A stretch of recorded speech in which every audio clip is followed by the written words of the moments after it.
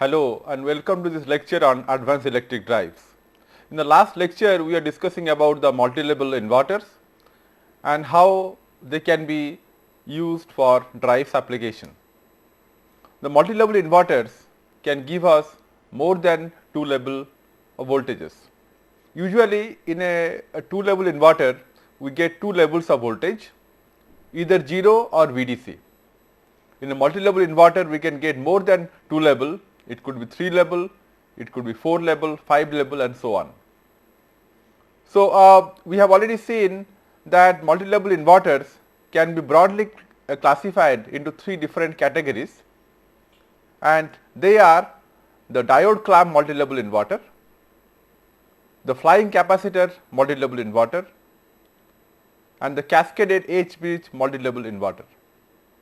So, these are the 3 categories that we were discussing in the last lecture. The diode clamp multi-level inverter or DC MLI, or the flying capacitor multi-level inverter FCMLIs, and H-bridge multi-level inverter or HBMLI. So, in the last lecture we have already discussed number 1 and number 2, that is, we have already discussed the diode clamp multi-level inverter structure, and also we have discussed about the flying capacitor multi-level inverter. Now, let us look at the H-bridge multi-level inverter. That is, the third category is H-bridge multi-level inverter. Now, let us look at this topology of H-bridge multi-level inverter. So, this is called cascaded H-bridge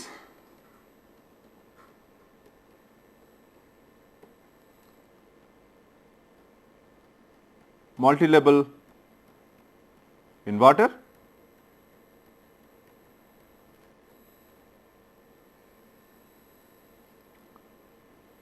or we can just say this as HB, H-bridge multi-level inverter,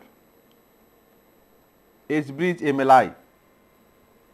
Now, in this case what we have so many H-bridge inverter connected in cascade, so that we can add or subtract the various voltages to get more than one level, more than 2 levels and so on.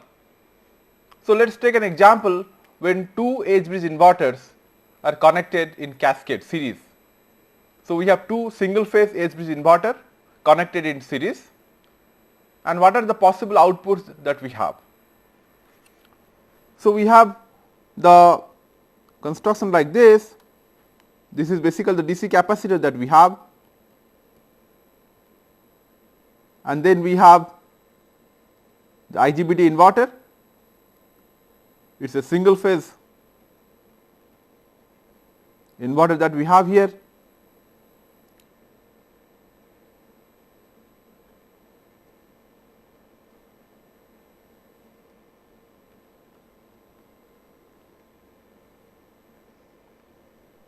And they are all IGBTs. We have the anti-parallel diode, the feedback diodes here,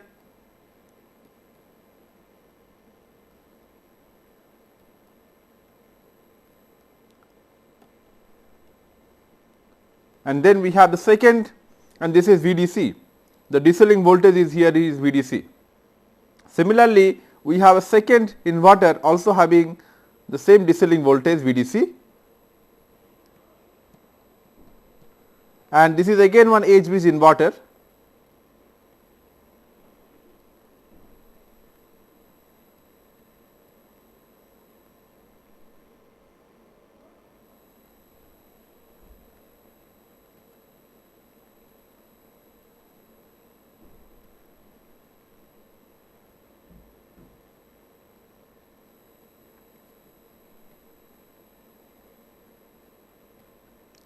So, this is the H-bridge inverter that we have, the second H-bridge inverter.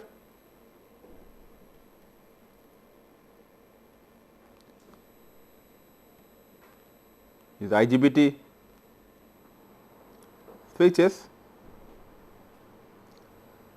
and this is the output. Let us say this is for phase A. So, we can call this to be phase A, and this point is connected to the second bridge in the following fashion.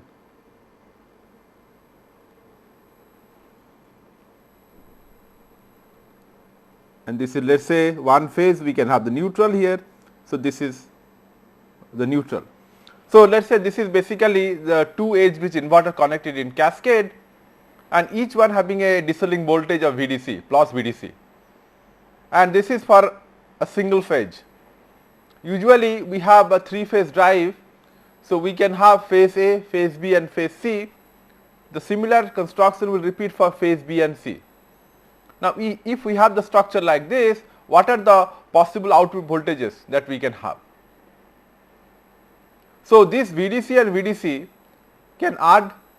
So, if we add this VDC and VDC, we get 2 VDC. So, we have the first possibility that we can have 2 VDC, and let us say we have VO1, this is plus minus, and this is VO2, this is plus minus. So, for 2 VDC we can obtain this 2 VDC provided VO1 will give us plus VDC and VO2 will also give us plus VDC. And then if the two voltages are VDC and VDC, what we have VAN, VAN is VDC plus VDC, that is 2 VDC. So, we have VAN here, the output voltage is equal to VO1 plus VO2. So, this we are writing in this case VAN. So, VAN is 2 VDC provided VO1 is VDC and VO2 is VDC. Now, let us say that out of this VO1 and VO2, one of the voltages is 0. It is possible, because in a inverter we can make the output voltage 0 by short circuiting the output. So, if VO1 or VO2 is equal to 0, we get just VDC. So, we can have here that is equal to VDC provided VO1 is equal to VDC and VO2 is equal to 0, or VO1 is equal to 0 and VO2 is equal to VDC. This is also possible. So, if one of the voltages is 0 and other voltage is VDC, the output is going to be VDC. And then we can have a situation where both VO1 and VO2 both are 0. If both are 0, the output VAN is equal to 0. So, we can have that possibility also, that is equal to 0, and this is true when VO1 is equal to VO2 is equal to 0. Okay. And then let us talk about the negative polarity. VO1 can be negative. So, if VO1 is minus VDC, VO2 is 0, or VO1 is 0 and VO2 is minus VDC, output is minus VDC. So, that is also one of the possibility we have. So, we can have that is equal to minus VDC provided VO1 is minus VDC. In an inverter, we can easily invert or easily reverse the output voltage, that is possible. So, VO1 is minus VDC and VO2 is 0, or VO1 is 0 and VO2 is minus VDC. So, this is one situation. And then we have the fifth one is that VAN could be minus 2 VDC, and that is possible when VO1 is minus VDC and VO2 is minus VDC. So, we can have that is equal to minus VDC, minus 2 VDC, and this is true when VO1 is minus VDC and VO2 is also minus VDC. So, how many labels we have? We have in fact 2 VDC, VDC, 0, minus VDC and minus 2 VDC. So, this configuration is able to give us 5 different voltage levels. So, with 2 cascaded inverters, edge bridge inverters, we can get 5 level of voltage. So, it is basically a 5 level inverter. So, the formula is this, that if the number of bridges cascaded is n, we can have 2n plus 1 number of levels. So, number of levels here, number of voltage levels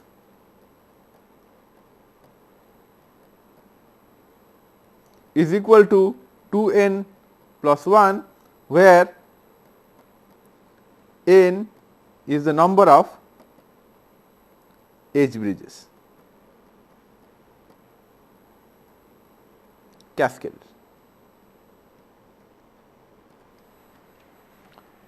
Now, this is actually also employed in many drive system, but the main problem is this, that whenever we have such kind of inverters, we need to have independent DC voltages. In fact, for this situation we would have, or we would require 2 VDCs. So, if you have 3 levels or 3 inverters, edge bridge inverters, you would require 3 VDCs. So, these are the voltage sources that we need. So, we need independent source here. This will be isolated from this. There should not be any connection between one voltage source with the other voltage source. That is not possible. That should be avoided. So, here we have 2 independent voltage sources. Then if you have one more bridge in cascade, we need 3 independent voltage sources, and in general we would require n independent voltage sources. So, sometimes having independent sources is a problem. So, although this is also employed in drive, it is not as popular as the diode clamp multi-level inverter, where we have 3 different levels. We can have multiple levels also, but we can supply from a single voltage source. So, this is an example of a multi-level inverter, where we can get multiple levels by cascading various edge bridges. Now, out of these 3, the diode clamp multi-level inverter, the flying capacitor multi-level inverter and edge bridge multi-level inverter, we would select one of these inverters and go ahead with the drive implementation. The objective is to have high power drive. So, we will choose out of these 3 the diode clamp multi-level inverter for drive implementation. So, let us have a look at a 3-phase 3-level diode clamp multi-level inverter. So, we are taking actually a 3-phase 3-level diode clamp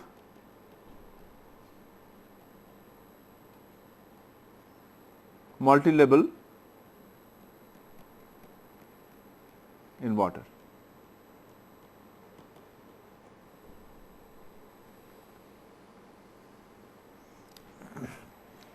And let us first see the structure of this inverter. So, we have 3 different phases. So, let us first draw this complete inverter.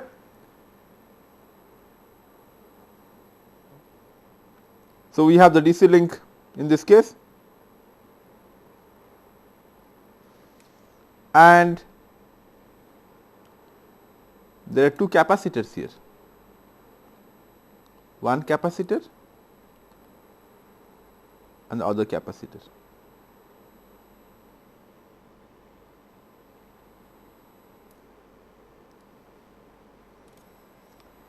And then what we have here is that we have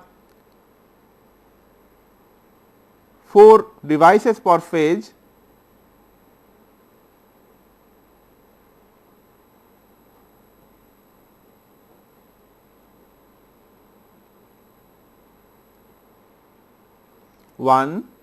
this is one leg,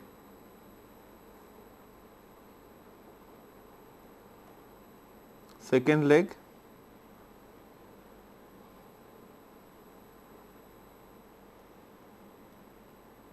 this could be for phase B,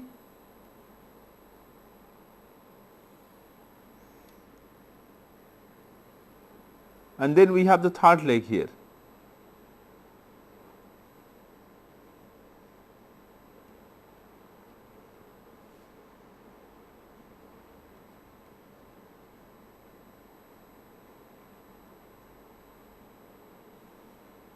So, each leg has got 4 IGBTs and each IGBT will have its antiparallel diode.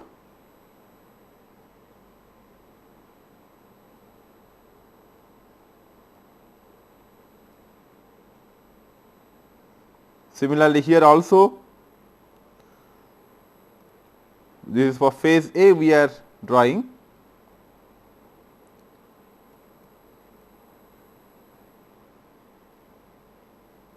Similarly, for phase B we have the IGBTs here, this for phase B.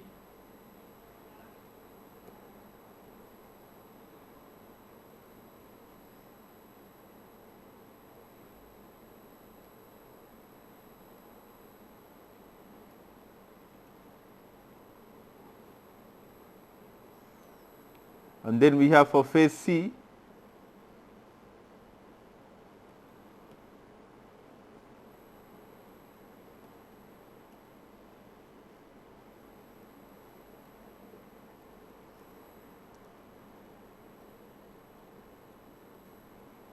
and we can also name them accordingly.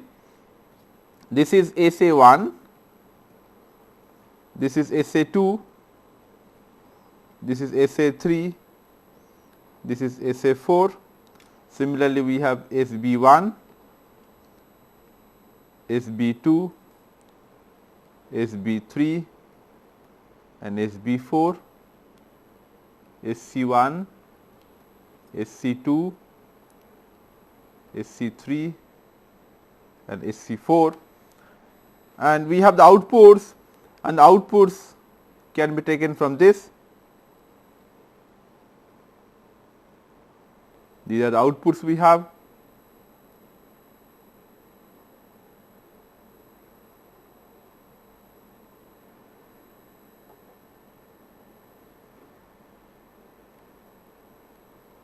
This is for phase A, phase B and phase C. We can have a load which will be connected to A, B and C. Now, this is actually the main inverter, but we also have the clamping diodes. That is why we call this to be a diode clamped multi-level inverter. So, this is diode clamped multi-level inverter. So, what are the clamping diodes? The clamping diodes are here. So, we have the clamping diodes which are present here. This is one diode, and this diode we have the other diode here, and these two are connected to the midpoint of the battery, which is basically 2 capacitors here, and if this is VDC plus minus. So, what we have here is plus minus and plus minus. So, we have almost equal distribution of voltage. So, VDC by 2 and VDC by 2 here. Now, similarly for phase B we have 2 diodes here, clamping diodes, and this is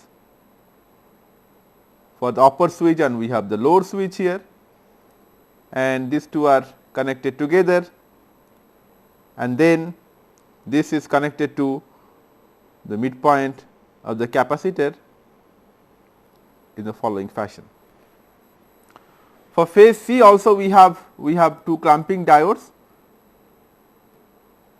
and this is for the upper bridge, I mean the same leg, the upper two IGBTs. Then we have the clamping diode for the load switches, and these two are connected together, and then this midpoint of this is connected to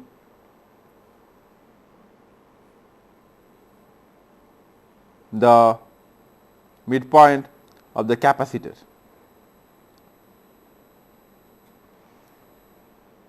So, these clamping diodes help to get the 0 label. So, we have to, each phase can give us 3 independent labels. Each phase can give us plus VDC by 2, minus VDC by 2 and 0. In fact, this we have already discussed in the last lecture, that in a diode clamp multi-level inverter, we have 3 different labels for 3 level inverters. It is plus VDC by 2, minus VDC by 2 and 0. Let us concentrate on phase A. In phase A, we have switches SA1, SA2, SA3 and SA4. Now, when we turn on SA1 and SA2, when we switch on these two switches, the voltage VA, we can call this to be the neutral point N. This point we can call the neutral point here. VAN will be plus VDC by 2. So, if we write down the voltages VAN here,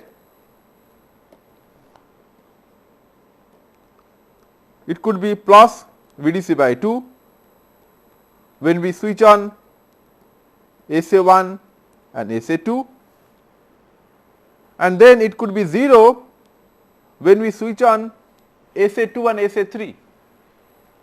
So, when we switch on SA2 and SA3, the voltage output is 0, VAN is 0. So, if we switch on SA2 and SA3, what happens here? We are having a clamping diode. This is basically the point here which is connected to this. So, if the current is positive here, the positive current will flow through this diode and this IGBT SA2 and will go here. Positive current means the current is coming out of this. We can call this to be IA, the direction of positive current. Similarly, for phase B, we can say this is IB, the direction of the positive current, and for phase C, we have IC, the direction of the positive current coming out of this inverter. So, if we turn on SA2 and SA3, this point A is clamped to the neutral point, and the neutral point is having 0 voltage. So, this diode and this IGBT will be connecting this A to the neutral point if the current is positive. If the current is negative, it means the current is going into this inverter. So, SA3 will be carrying this current, because SA3 has been applied a triggering pulse. So, SA3 will be conducting, will carry current through this diode. This will be connecting to the point N. So, we can, in fact, we can call this to be the clamping diode DAC1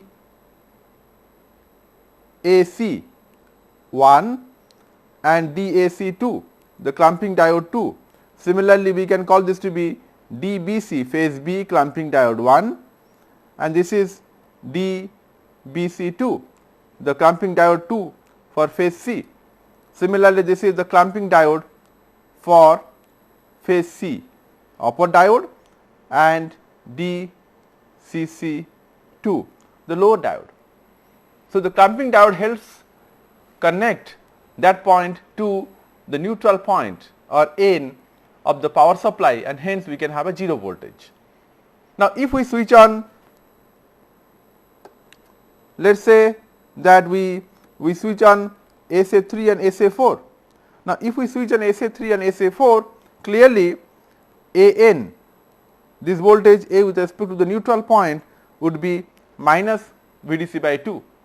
So, we can say here that VAN is equal to minus VDC by 2 if we switch on SA3 and SA4. The same thing is true, similar thing will be true for phase B, and similarly we can have the similar thing for phase C. So, in fact, for every phase we can have 3 different labels, and hence when we connect a drive, the load in this case could be an induction motor. So, in this case we can have a load here, and this load could be an induction motor. So, we can supply this from the 3 phases of the inverter, and with proper control this motor can be made to respond to a given speed or given torque. So, we can have a closed loop torque control, or we can have a closed loop speed control. So, when we apply this to an induction motor, we can have lot of possibility. We have in fact here 12 switches. So, 4 in each leg, SA1, SA2, SA3 and SA4. So, per phase we have 4 IGBTs, and for 3 phases we have 12 IGBTs. So, what we do here is that when all the phases will be switched, we get some space vector. And how many space vectors we have? Space voltage vectors. As we have the voltage vectors in a 2-level inverter, similarly we can have the voltage vectors in a 3-level inverter. So, each phase has got 3 possibility. So, we can show this by, this is called plus, positive voltage, this is called 0 voltage, and this is minus is a negative voltage. So, in fact, for phase A we have plus 0 minus. Similarly, for phase B also we can have plus 0 minus, these are the various status. Phase C also we have plus 0 and minus. So, if we analyze this, we get some space vectors, and the space vectors can be represented in the space as follows. So, we are drawing here space voltage vectors.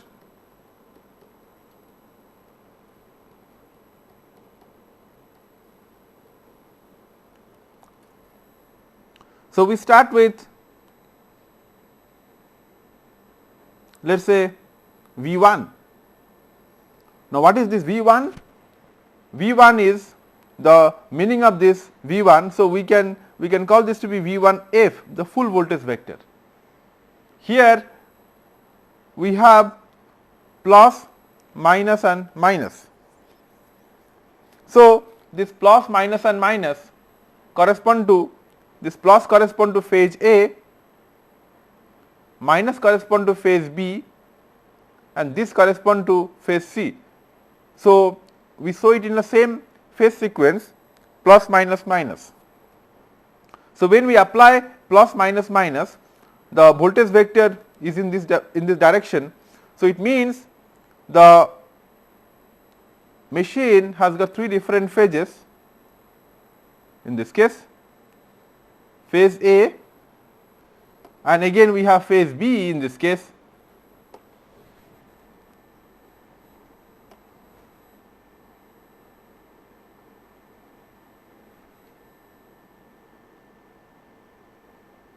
So, this is phase A, and this could be phase B, this could be phase C. So, when we apply plus, minus, minus, so basically phase is applied with plus VDC by 2, and phase B is applied with minus VDC by 2, and phase C is applied with minus VDC by 2, plus, minus, minus. So, this will be creating a vector which is equivalent to a vector in this direction. And then we go one step forward, we can draw another vector, that is V2. V2 is 60 degree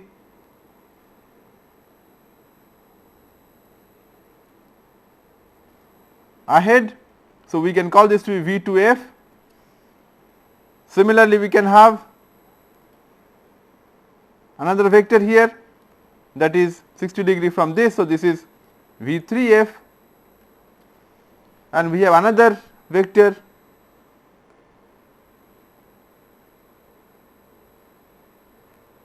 we have V 4 f,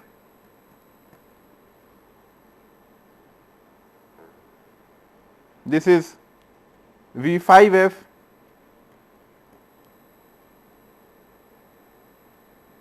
and this is V 6 f. Now, when we write f means full vector, and then what is this? So, V 3 f is minus plus minus, and V 5 f is minus minus plus. So, V 2 f would be plus plus minus, V 4 f would be minus plus plus, V 6 f would be plus minus plus. Basically, the vectors which are diagonally opposite are opposite to each other. So, for example, V 1 f and V 4 f are opposite vectors. So, if V 1 f is plus minus minus, V 4 f is minus plus plus. So, we can construct these voltages, these vectors, and these vectors would represent the, I mean, if you join the tip of these voltage vectors, what we obtain is a regular hexagon, as we have obtained in case of a 2-level inverter.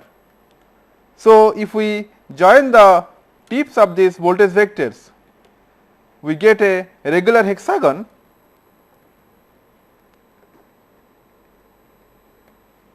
as we have obtained in case of a 2-level inverter. Now, we have some more vectors also. Now, we can also apply half voltage vector. Half means the voltage is half here. So, we have the full voltage vector V 1 f. What about V 1 h? So, we have another voltage vector called V 1 h, just exactly half, but the direction is the same.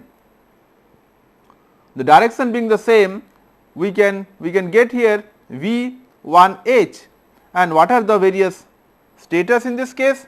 The status could be in this case plus 0 0, or it could be 0 minus minus. So, we have two possibilities, 0 minus minus and plus 0 0.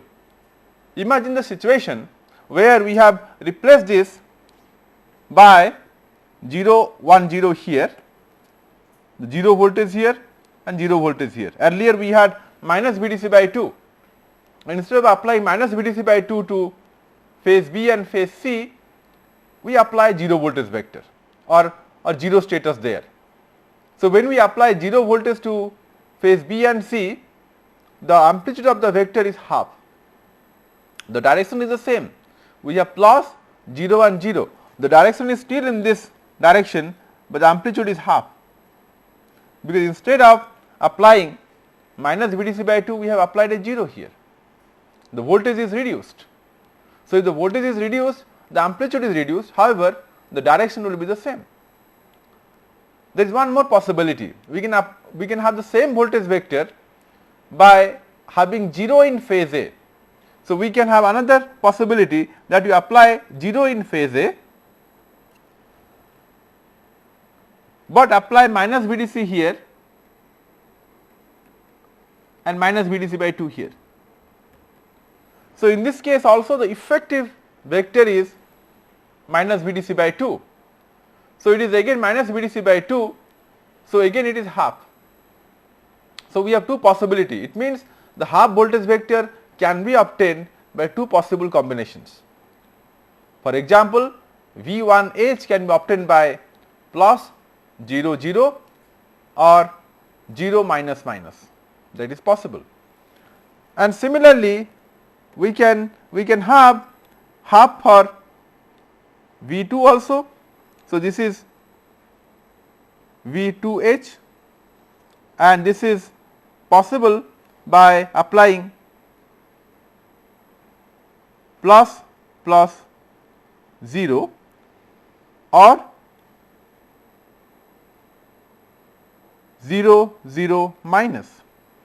So, we have two possibility, and similarly we can have half for V3.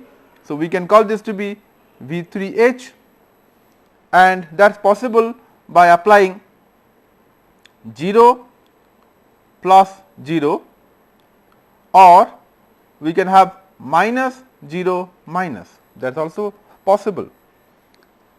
And we can have V4H, V4H is somewhere here, half of V4F. So, it is V4H, the half voltage vector, and that can be obtained by applying 0 plus plus, or we can have minus 0 0. Similarly, we can have a half voltage vector here V5H, and that is possible by applying minus 0 or 0 plus, and we can have the sixth half voltage vector here, half of that. So, this is V6H, and that is possible by applying plus 0 plus or 0 minus 0. So, these are the half voltage vectors. So, do we have any other voltage vectors? Because we have to find out all possible combinations which are relevant here. Now, we have intermediate voltage vectors. It means in between V1F and V2F we have one V1I, and that is called an intermediate voltage vector. So, that is shown in the following fashion. So, we have the voltage vector which is in between this, and this is called V1I, the intermediate voltage vector, and this is possible by having plus 0 minus. So, it is in between V1F and V2F. Similarly, we can have an intermediate voltage vector here, and that is V3I, V2I. So, we have V2I here, and similarly we can have one vector here, that is V3I. We have one intermediate voltage vector here, that is V4I,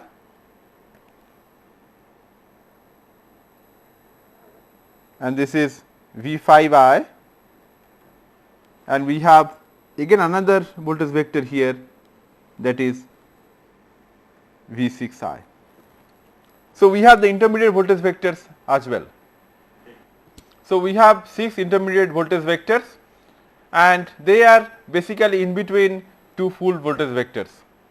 Say for example, in between 2 and 3, V2F and V3F, we have V2I. So, when we switch from V2F to V3F, we have plus plus minus to minus plus minus. So, the intermediate state is 0 plus minus. So, we have to go through this state to reach to V3F. Similarly, when we switch from V3F to V4F, we change from minus plus minus to minus plus plus, and hence the intermediate vector here is minus 0 minus plus and 0. So, what we have here is minus plus and 0. Similarly, from V4F to V5F, we go from minus plus plus to minus minus plus, and the intermediate voltage vector V 4 I is minus 0 plus. Similarly, V 5 I is in between V 5 F and V 6 F. So, and that is basically 0 minus plus, and V 6 I is between V 6 F and V 1 F, and that is plus minus 0. So, these are the 6 intermediate voltage vectors. We have also, apart from this, we have also 3 zero voltage vectors.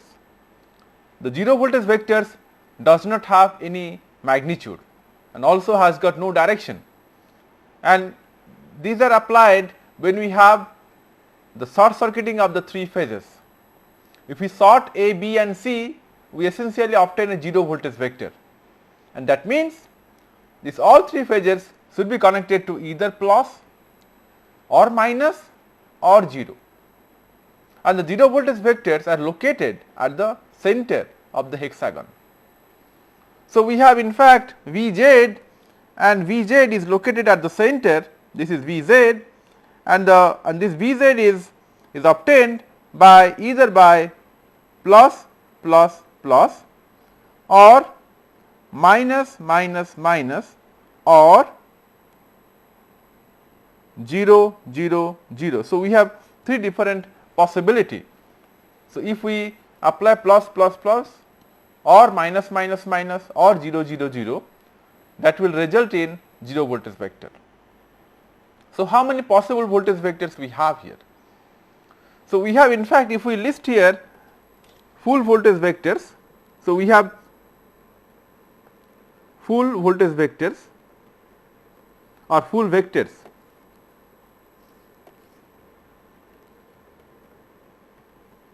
How many full vectors we have? We have 6 full vectors, and then we have half vectors. The amplitude is half. So, we have 1h. For 1h we have 2 different combinations, 1h to 6h, and for each one we have 2 different combinations. So, we have in fact 12 half vectors. So, we have 12 half vectors. Then intermediate vector,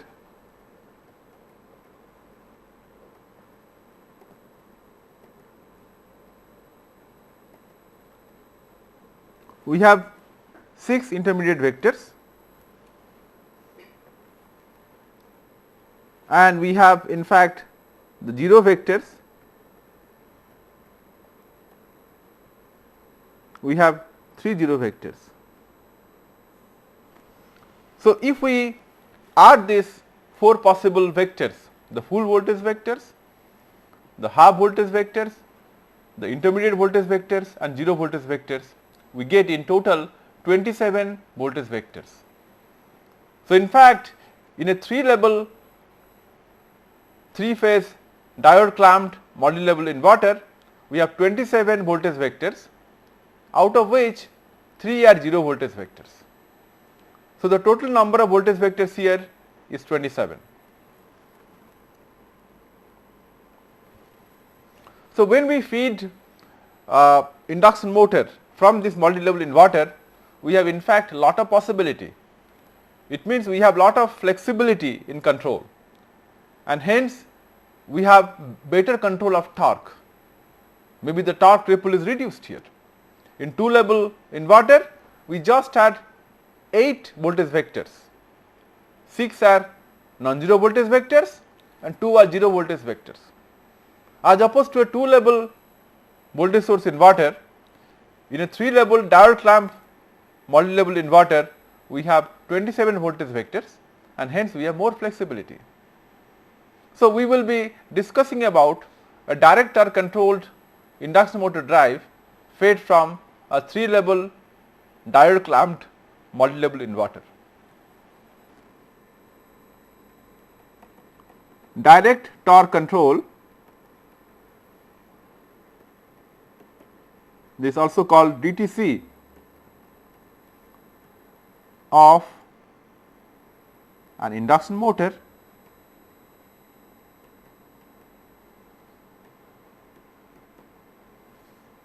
fed from a 3-phase 3-level diode clamped multi-level inverter, DCMLI.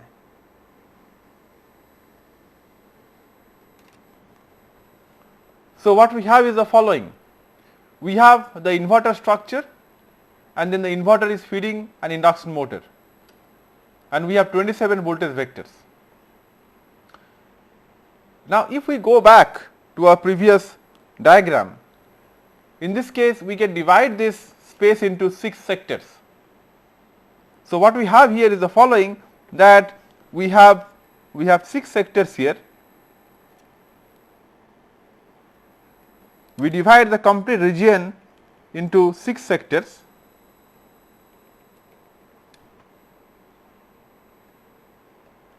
and each sector is 60 degree. So, this is one sector 60 degree. So, this is sector 1,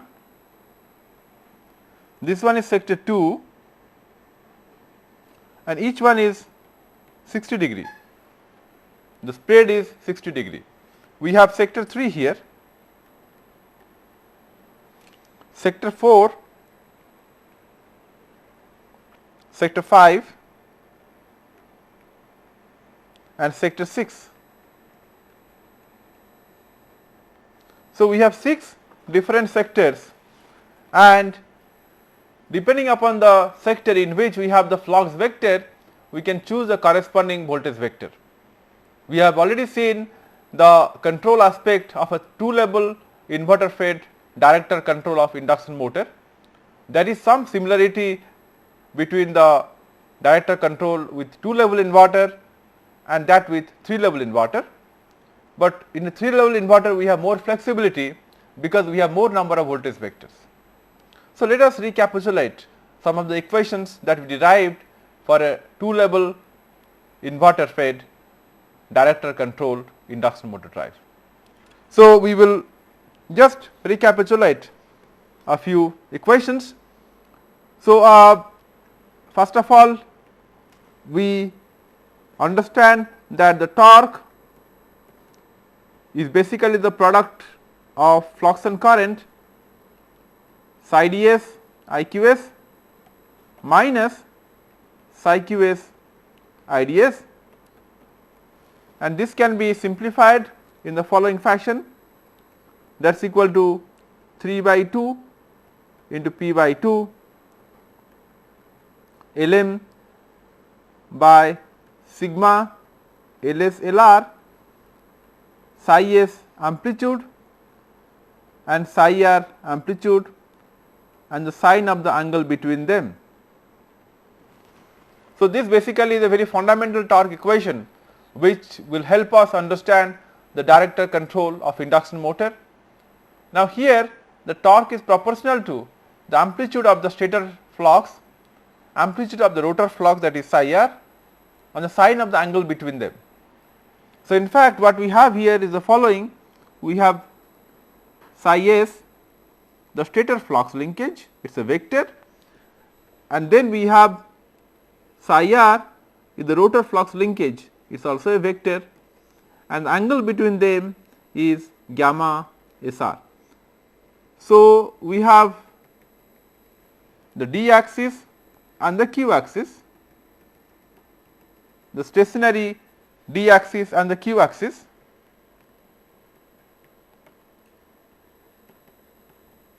and these are the rotating flux.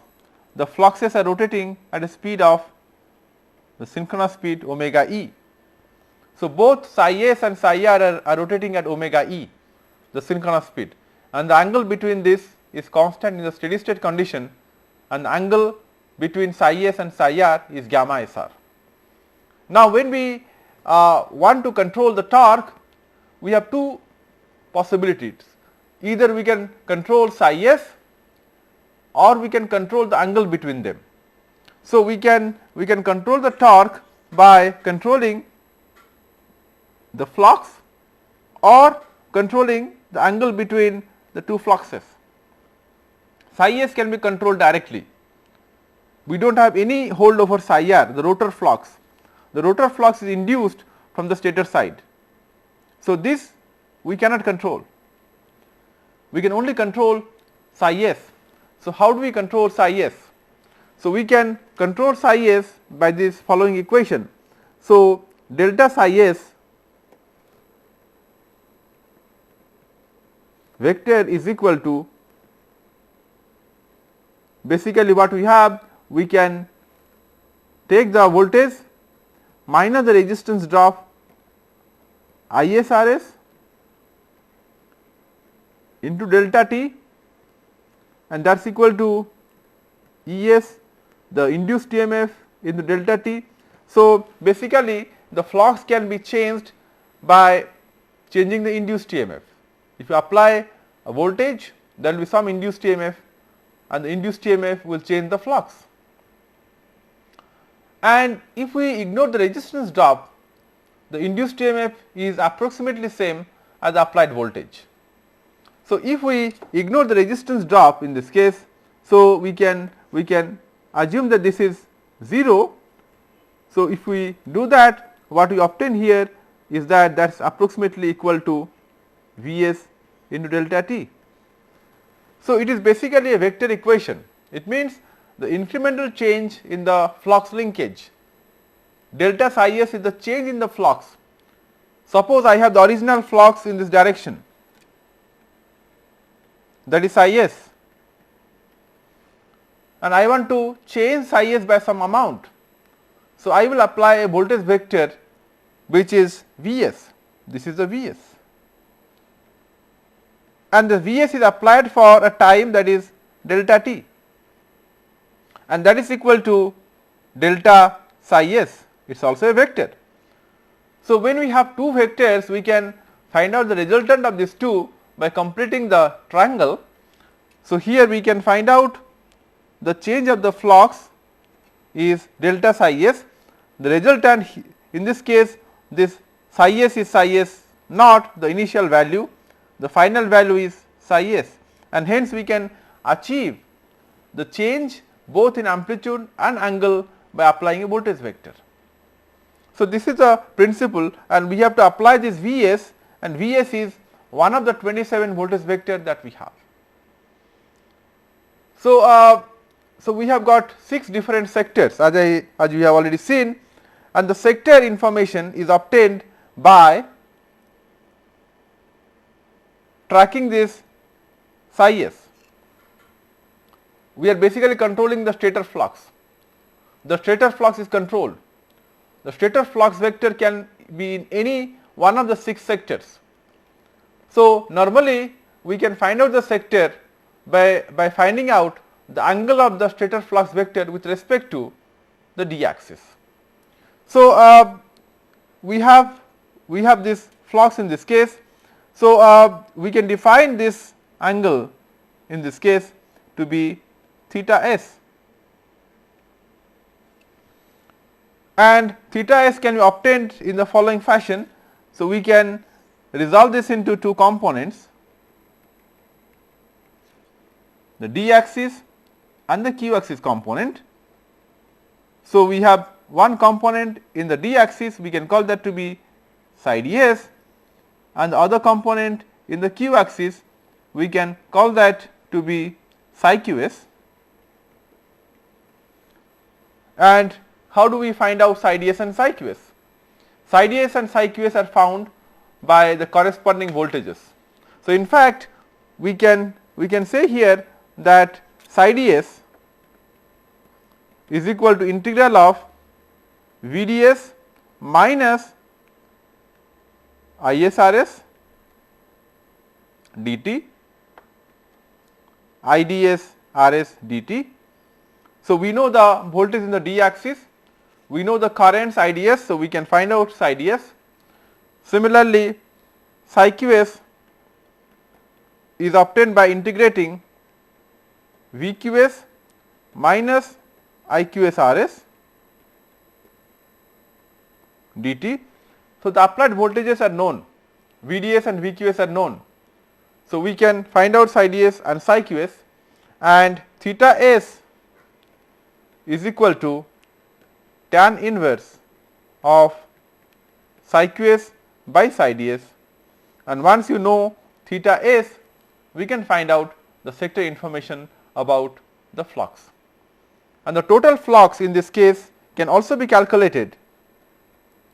Psi s amplitude is equal to under root of psi d s square plus psi q s square. So, these computations have to be done in real time to obtain the amplitude of the flux, that is psi s, and also the angle, that is theta s, from which we can obtain the sector information. So, this is the control principle of induction motor with direct torque control. Now, when it is fed from a multi-level inverter, we have lot of possibilities. In fact, we have 27 voltage vectors, and how we can appropriately apply these voltage vectors to control the torque and flux effectively, and this will be discussing in the next lecture.